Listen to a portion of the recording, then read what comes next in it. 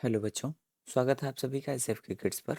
और आज की इस वीडियो में हम लोग कक्षा 5 की जो आपकी हिंदी की बुक है कल रहो उसका पार्ट 20 पढ़ने वाले हैं, यानी लेसन 20 पढ़ने वाले हैं। यहाँ आपको लिखा हुआ दिखाई दे रहा होगा 20।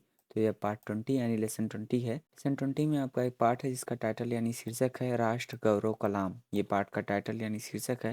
तो हम सबसे पहले इस पार्ट को पढ़ेंगे और इस पार्ट को पढ़ने के बाद इसके जो प्रश्न होंगे उनके उत्तर भी हम लोग करेंगे। तो आइए सबसे पहले इस पार्ट को पढ़ें। हम इस पार्ट को पढ़ना प्रारंभ करें उससे पूर्व आप सभी लोगों से विनम्र अनुरोध है कि अगर आपको वीडियो अच्छा लगे तो आप लोग वीडियो को लाइक कीजिए, चैनल को सब्सक्राइब कीजिए और साथ ही साथ कमेंट बॉक्स में अपनी प्रतिक्रिया अवश्य दें। मिसाइल मैन के नाम से विख्यात डॉक्टर APJ अब्दुल कलाम अबुल पाकिर जैनुलाब्दीन अब्दुल कलाम का जन्म 15 अक्टूबर 1931 को तमिलनाडु राज्य के रामेश्वरम कस्बे के समीप धनुषकोटी गांव में हुआ था। इनके पिता जैनुलाब्दीन और मां का नाम अशियम्मा था। बालक कलाम ने अपने माता पिता के अनुशासन, ईमानदारी, उदारता एवं ईश्वर में असीम श्रद्धा भाव रखना सीखा। अब्दुल कलाम की आरंभिक शिक्षा रामेश्वरम के प्राइमरी स्कूल में हुई। वर्ष 1950 में विज्ञान में स्नातक करने के बाद 1957 में मद्रास इंस्टीट्यूट ऑफ टेक्नोलॉजी से एरोनॉटिकल इंजीनियर में डिप्लोमा किया। वर्ष 1958 में अपने वैज्ञानिक करियर के आरंभ में ही कलाम ने भारतीय फौज के लिए एक छोटा हेलीकॉप्टर डिजाइन किया।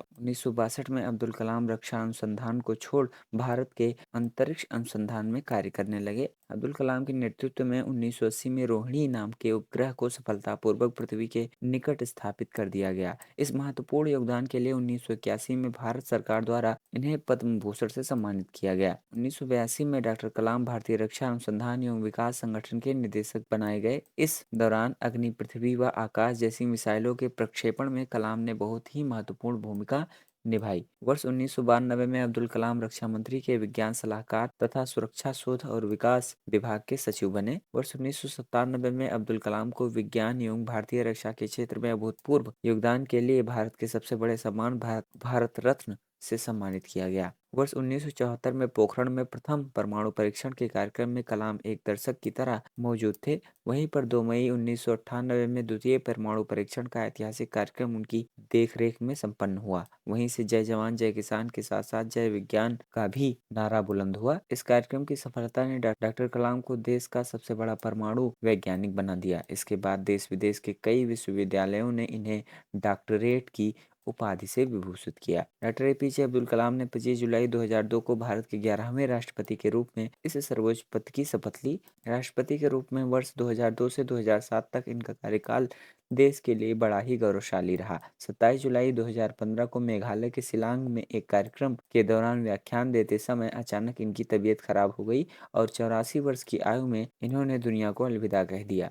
मिसाइल मैन कहे जाने वाले अब्दुल कलाम ने अपने शोध से देश को कई शक्तिशाली मिसाइलें दी। डॉक्टर कलाम देश को वर्ष 2020 तक शक्तिशाली एवं आत्मनिर्भर बनाना चाहते थे। डॉक्टर कलाम राष्ट्रपति पद पर आसीन होते हुए भी बच्चों की जिज्ञासाओं का तुरंत उत्तर देने के लिए तत्पर रहते थे। यहाँ बच्चों द्वारा पूछे गए कुछ सवाल और डॉक्टर कलाम के उत्तर दिए जा रहे हैं। प्रश्नकर्ता आर अरविंद, कक्षा 3, सेट मेट्स स्कूल, चेन्नई। क्या हमें आप अपने बचपन की कोई यादगार घटना सुना सकते हैं? डॉक्टर कलाम: मेरे कक्षा 5 के शिक्षक श्री शिव सुब्रमण्यम अय्यर की एक बात मुझे याद है। एक दिन कक्षा में वो यह बता रहे थे कि कोई पक्षी कैसे उड़ता है। उन्होंने हमें रामेश्वरम के समुद्र तट पर ले जाकर उड़ते हुए पक्षी दिखाकर इसका जीवंत उदाहरण भी दिया। वह ऐसी यादगार घटना थी जो मेरे मस्तिष्क में हमेशा के लिए बैठ गई। इसी से मुझे आगे विज्ञान पढ़ने की प्रेरणा मिली। प्रश्नकर्ता सरयू मकर, कक्षा 5, वाल्मीकि नगर हिंदी माध्यमिक शाला, नागपुर। बचपन में हमें किस भाषा को प्रमुखता देनी चाहिए? डॉक्टर कलाम: मैं स्वयं माध्यमिक शिक्षा तक की पढ़ाई अपनी मातृभाषा के माध्यम से पूरी की है। कॉलेज और उससे आगे की शिक्षा अंग्रेजी माध्यम की संस्थाओं में हुई। मेरा मानना है कि हम कॉलेज में भी माध्यम के रूप में मातृभाषा का चुनाव कर सकते हैं। चूँकि युवा अपनी मातृभाषा में ही सोचता है, उसे उसी में अपनी बात सहजता से कहने में सक्षम होता है। पर इसमें कोई दो राय नहीं कि वैश्विक स्तर पर संपर्क के लिए हमें अंग्रेजी जैसी एक संपर्क भाषा की नितांत आवश्यकता है। प्रश्नकर्ता अर्श पटेल, कक्षा 5, चंदूलाल विद्या मंदिर, मुंबई। यदि हम आपकी तरह बनना चाहें तो हमें क्या करना चाहिए? डॉक्टर कलाम: जब आप युवा अवस्था में कदम रखें तभी आपको जीवन में लक्ष्य निर्धारित कर लेना होगा।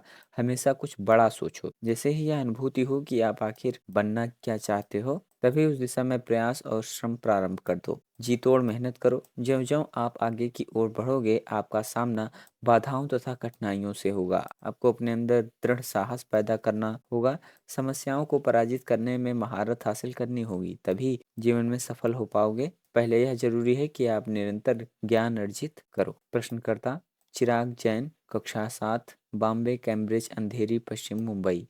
वह कौन सी बड़ी चुनौती है जिसका सामना हमें आज करना पड़ रहा है? डॉक्टर कलाम: भारत को सन 2020 तक एक विकसित राष्ट्र के रूप में परिवर्तित करना और देश के 1 अरब से अधिक नागरिकों के चेहरे पर मुस्कान देखना, यही राष्ट्र के समक्ष सबसे बड़ी चुनौती है। प्रश्नकर्ता: हर्ष चांडक, कक्षा 7, डॉक्टर एस राधाकृष्णन विद्यालय, मलाड, मुंबई। आपकी दृष्टि में साहस की परिभाषा क्या है? डॉक्टर कलाम: अपनी जान की परवाह किए बिना दूसरों को संकट या विपत्ति से बचाना ही साहस है। प्रश्नकर्ता: सत्यम, कक्षा 10, जिला स्कूल, मुंगेर।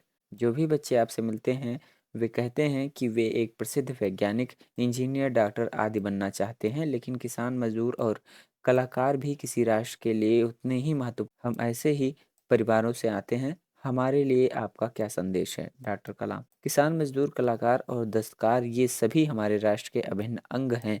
राष्ट्र निर्माण में हमें उन सभी की सेवाओं की समान रूप से आवश्यकता है। आप सभी को चाहिए कि अपने क्षेत्रों में खूब उन्नति करें।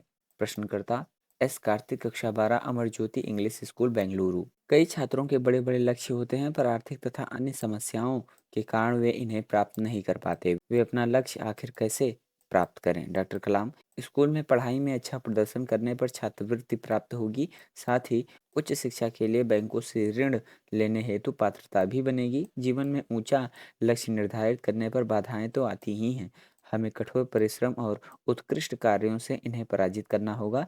विघ्न बाधाओं से व्यक्ति को पराजित नहीं होना चाहिए।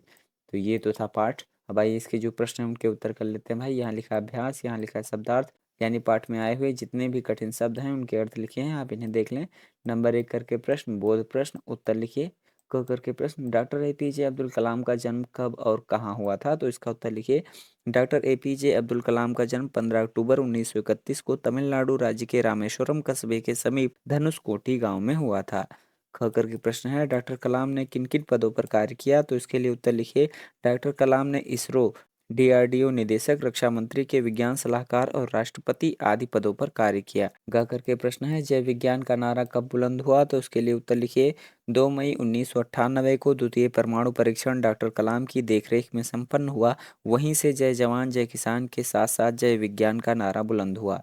नंबर 2 करके प्रश्न, सोच विचार बताइए। क करके प्रश्न, कलाम की तरह बनने के लिए हमें क्या करना चाहिए? तो इसका उत्तर लिखिए भाई। कलाम की तरह बनने के लिए युवा अवस्था प्रारंभ से जीवन में लक्ष्य निर्धारित करते हुए उस दिशा में प्रयास और श्रम प्रारंभ करना चाहिए। ख करके प्रश्न, राष्ट्र के समक्ष सबसे बड़ी चुनौती क्या है? तो इसका उत्तर लिखिए।